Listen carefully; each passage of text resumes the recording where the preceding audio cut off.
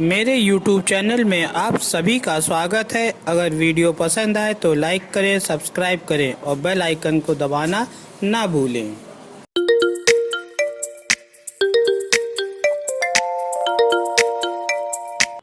महोदय, पर्यावरण से तात्पर्य किसी एक व्यक्ति के परिवेश से नहीं, वरन व्यक्ति के, समाज के, राष्ट्र के और इस सारी पृथ्वी के ही परिवेश से है, जिसका प्रभाव व्यक्ति, समाज, राष्ट्र और सारे विश्व पर पड़ता है। पर्यावरण से तात्पर्य पेड़ पौधों, नदी, पहाड़ या किसी तंत्र विशेष से नहीं, वरन उस समग्र वास्तविकता से है जिस पर मानव मात्र का अस्तित्व और उसका संपूर्ण आध्यात्मिक एवं भौतिक विकास निर्भर है। अस्तित्व केवल शारीरिक स्वास्थ्य ही नहीं, मानसिक भी। स्वस्थ शरीर में स्वस्थ मन ही अच्छे स्वास्थ्य की परिभाषा है। शारीरिक स्वास्थ्य हमारे आधार पर निर्भर है, जिसका स्रोत इस पृथ्वी का जल, थल, वायुमंडल है।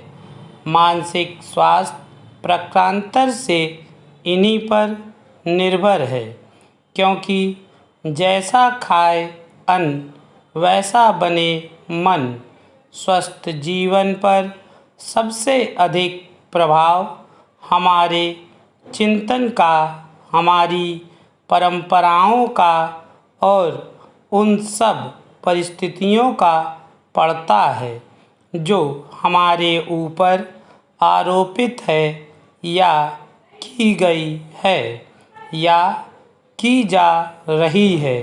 इसलिए पर्यावरण या परिवेश में जल, थल, वायु ही नहीं, बल्कि वे सारे घटक महत्वपूर्ण हैं जिनका कुछ भी प्रभाव हमारे जीवन पर, हमारी क्रियाशीलता पर पड़ता है, जैसे हमारे विचार, हमारे आचरण और हमारी परंपराएं एवं संस्कृति आदि।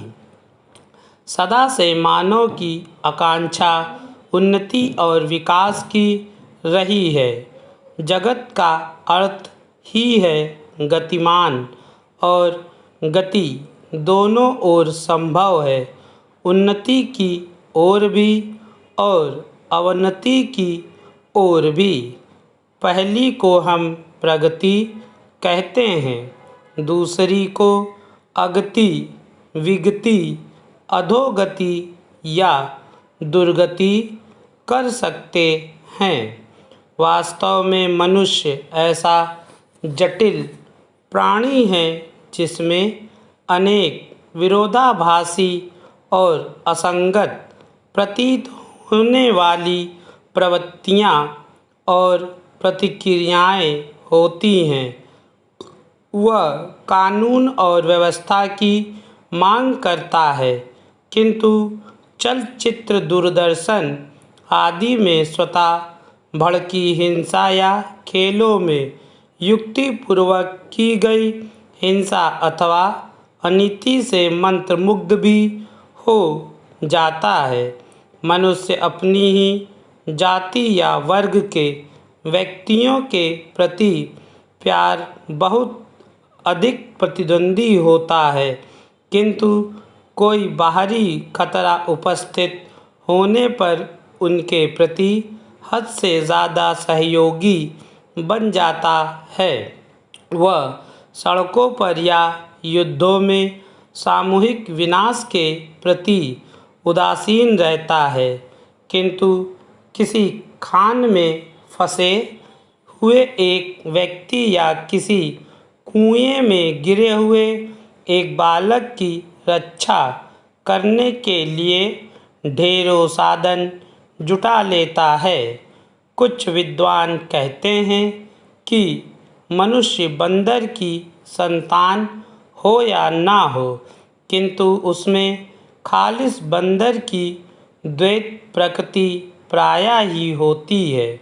उसमें शाकाहारी बंदरों की भांति वृक्षों में उछल कूद करने की प्रवृत्ति तो होती ही है, साथ ही ऐसे बंदरों की स्वाभाविक जिज्ञासा भी होती है जो अत्यंत संगठित गिरोहों में रहते हैं और भांति भांति का मांस खाने में मज़ा लेते हैं।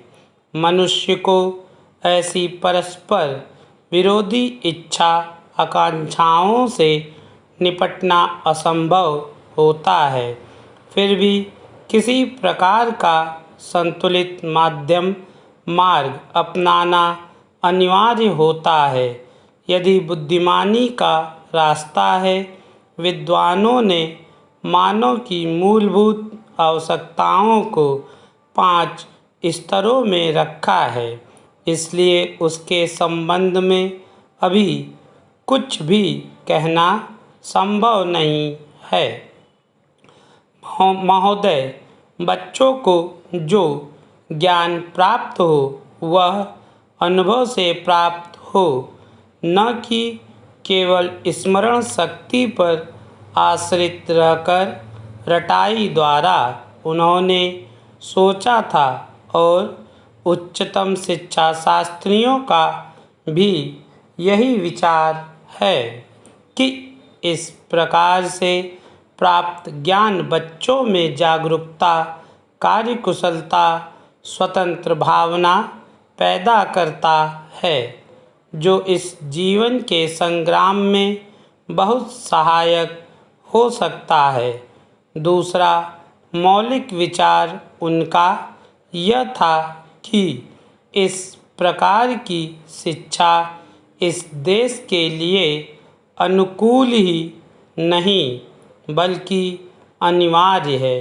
बच्चों से जो कुछ भी काम कराया जाए वह उत्पादक काम हो और उससे जो कुछ भी पैदा हो उससे शिक्षा का व्यय यदि पूरा नहीं तो अधिकांश निकाल सकें, क्योंकि यदि शिक्षा का व्यय दूसरे प्रकार से निकालने का प्रयत्न किया जाएगा तो वह बोझ इतना बड़ा होगा कि शिक्षा सार्वजनिक नहीं बन सकेगी। पिछले वर्षों में जो कुछ भी विचार किया गया था या प्रयोग करके देखा गया, उससे जहाँ तक मैं समझता हूँ वही निष्कर्ष निकाला जा सकता है जो पहले सम्मेलन में हुई बहस से निकाला जा सकता था। हमारे शिक्षा शास्त्रियों ने इस पद्धति की अनुकूलता और श्रेष्ठता तो मान ली थी, पर उनकी दृष्टि में इसके द्वारा शिक्षा का व्यय निकालना असंभव ही नहीं, अनुचित भी था। प्रयोग से देखा गया है कि इस पद्धति की उपयोगिता है और इससे पूरा नहीं तो अधिकांश व्यय निकाला जा सकता है। यह मैं प्राथमिक और माध्यमिक शिक्षा के संबंध में कह रहा हूँ। उच्च कोटि की शिक्षा के संबंध में अभी प्रयोग नहीं के बराबर हुआ है, इसलिए उसके संबंध में अभी कुछ भी कहना संभव नहीं है। इतना होते हुए भी हम देखते हैं कि इस पद्धति को उतना प्रोत्साहन नहीं मिला और न इसका उतना प्रचार ही हुआ जितना होना चाहिए था और जितना स्वराज प्राप्ति के बाद हम कर सकते थे। इसका कारण जहाँ तक मैं समझता हूँ यही है कि इसकी उपयोगिता प्रमाणित होने पर भी पुरानी पद्धति पर जो